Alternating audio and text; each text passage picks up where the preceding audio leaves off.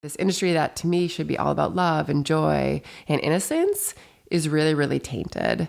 And so my goal with Smitten was to reverse engineer everything to make it live up to and exceed the ideals of the category, because ice cream should be true and ice cream should be good. And I didn't think it was.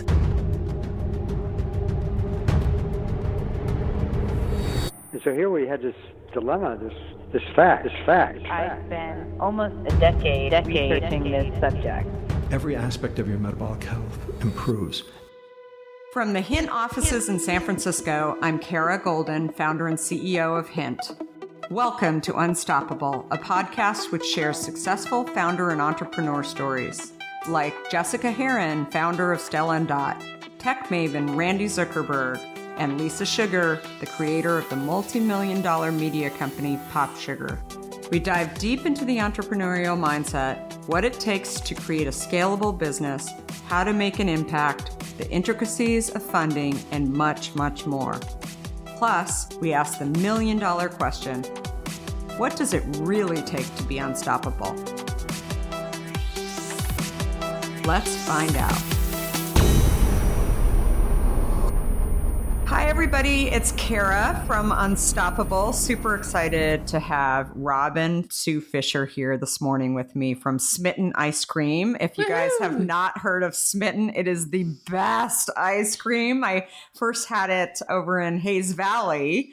Was that your original? That was store? the original. That was the original. So yummy. And it always I always drive down Hayes Valley, and anytime I have my windows rolled down, I'm like, where's it coming from? It's always making the Follow the cones. waffle cones I know. It's so good. So welcome. Thank you. Pleasure to be here. Yeah, super excited to be here with a fellow female entrepreneur and Bay Area based entrepreneur too. So first I want to just really understand, how did you start Smitten and how did this get going?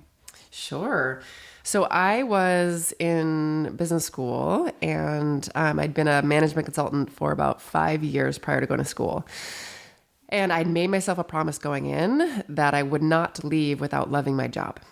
And I think that was primarily based on seeing a lot of mentors, female mentors, who got to the point where they were wanting to have kids and didn't love their job, and then kind of left the workforce and then had a hard time figuring out how to get back in. And that, honestly, as a woman, was a little bit scary. So I basically said I have to love my job before having kids. And I thought I wanted kids. So I was pretty adamant about it and set the bar very high. And so at school, I went to all the career fairs and couldn't find a job that really excited me. So I decided to take it into my own hands and take something I love and make it better. And ice cream has always been that special thing to me. Literally since I was a little girl, my mom used to tell me I had 2 tummies and one tummy was solely reserved for ice cream. Oh, that's awesome. So I started looking just critically at the industry and was pretty dismayed at what I uncovered. This industry that to me should be all about love and joy and innocence is really, really tainted. And so my goal with Smitten was to reverse engineer everything to make it live up to and exceed the ideals of the category, because ice cream should be true and ice cream should be good. And I didn't think it was. And so Smitten, literally from how the product is made to what's in it and what's not in it to the impact on the environment, everything was reconsidered, kind of reversed inside out and upside down, such that we could put our sort of hang our hat on everything and put our stamp of idealism on everything that we do. So let's talk first about the technology behind it, because it's a really fun experience just watching it be made. So tell people who it's a technology burr. Yeah. So it started out with the idea of turning ice cream into a fresh food, right? Mm-hmm. And you think about food, how, especially over the last decade, you come to expect that your food will be fresh, right? However, ice cream in our minds has been left out of that. And in the category, it's built for an 18-month shelf life.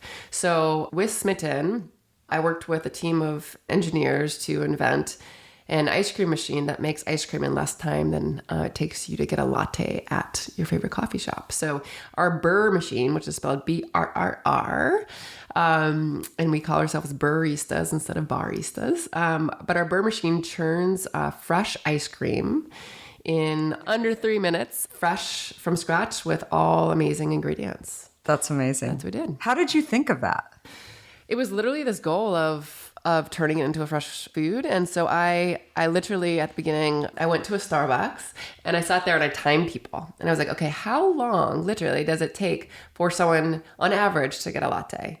And at what point do they start getting annoyed? Yeah. And it was this 3-minute cutoff. That's so interesting. And so in looking at how to turn ice cream into a fresh product, A, I had that in mind. And B, the bigger the batch, the longer it takes to freeze. So I sort of honed in on the size that our sort of bowl should be for our burr machine and started working with an engineer in his basement and literally learned how to weld, learned how to Dremel, like just hands dirty, hands bloody, like let's dive in and figure out how to invent this thing that doesn't exist. So it was a long process. It was 2 years of prototyping in literally this guy's basement before we came up with something that made higher quality ice cream than I'd ever seen in my life. So. And did you actually think this would become a company? Like I often... Yes, the goal was always for it to become a company. Honestly, I did not start it to be a one-off. Mm-hmm. I started Smitten to change the category. And it's been sort of a very purposeful path. And we've got a lot up our sleeve still. But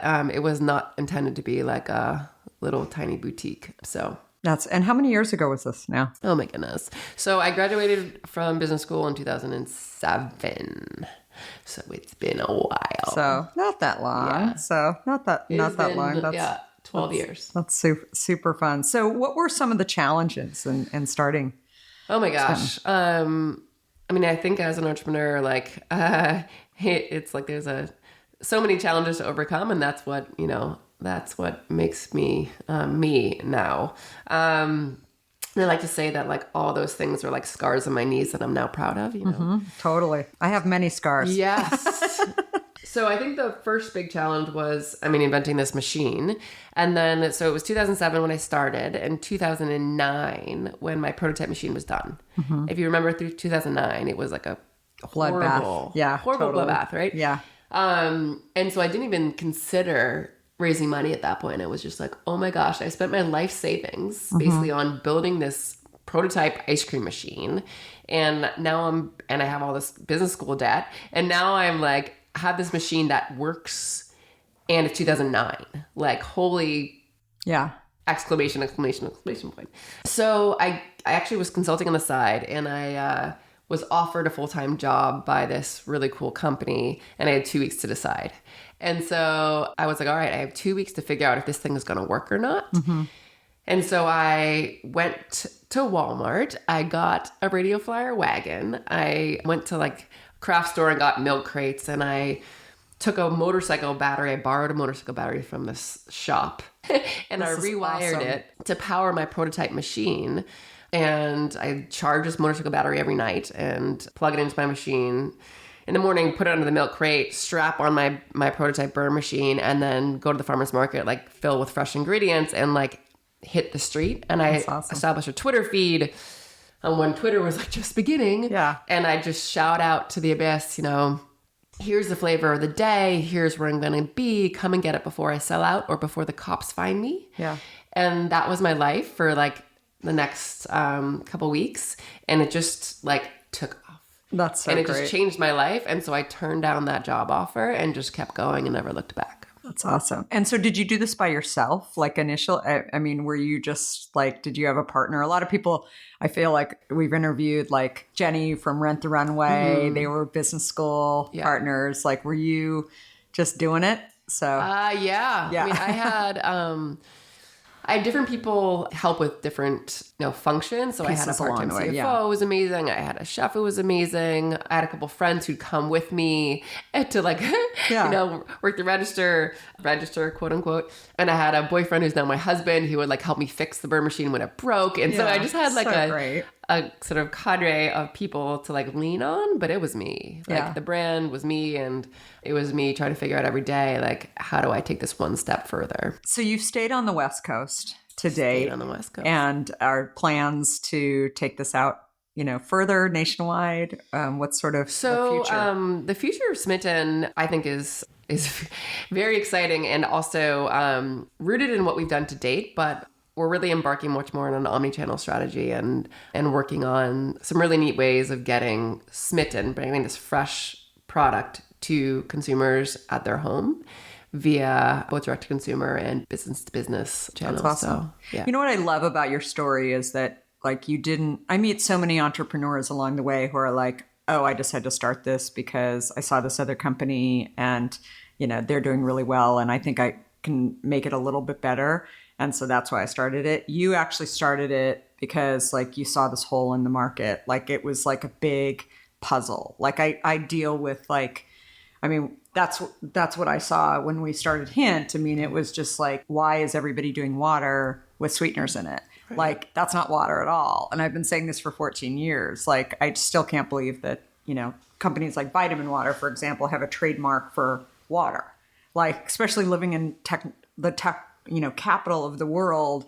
And I hear all of these people who can't get trademarks on, their tech companies because they're too descriptive or whatever. It's like, I mean, it's amazing how some of these companies have been able to get that. But anyway, like I look at sort of what you've done. I mean, this is really hard. Like what you've done. I mean, it's not like you've obviously got the background and the intelligence to go and do like lots of other things, but you just took on this like majorly hard thing. So I think it's like super admirable. And I hope you're like keeping a journal of all the challenges. One day I'll write a book. Yeah. So it's interesting along the way. I'm just finishing up. I've been writing for 2 years and I'm just finishing up my book. Hopefully this weekend, actually, I'm putting the finishing touches on it. Yeah. So, and it's really, not just the challenges of sort of growing a company, but also like so many people along the way saying like, you can't do it, and figuring out like at the end of the day that, I can actually do it.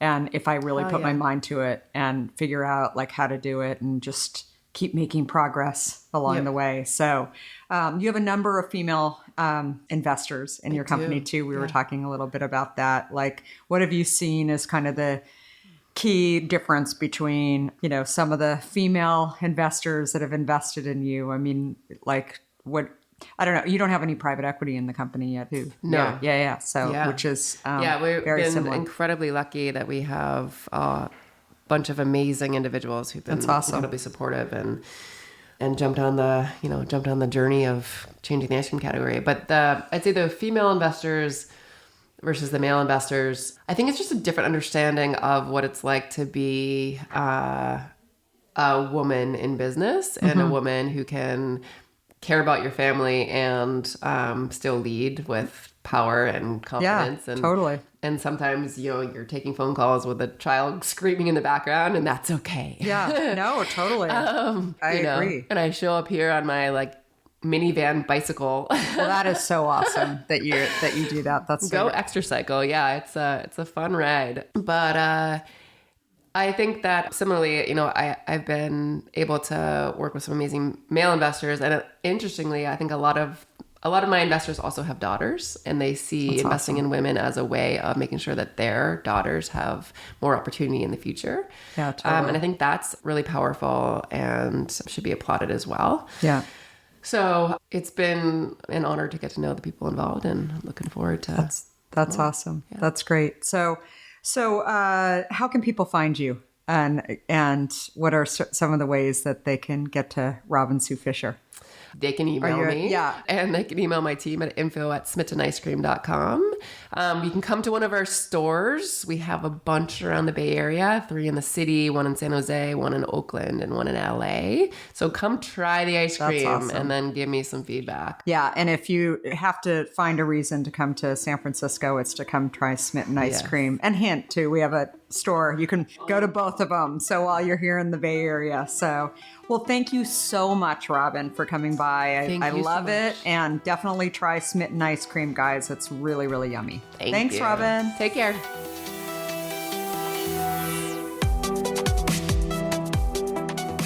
If you like what you heard, please help spread the word and leave us a review.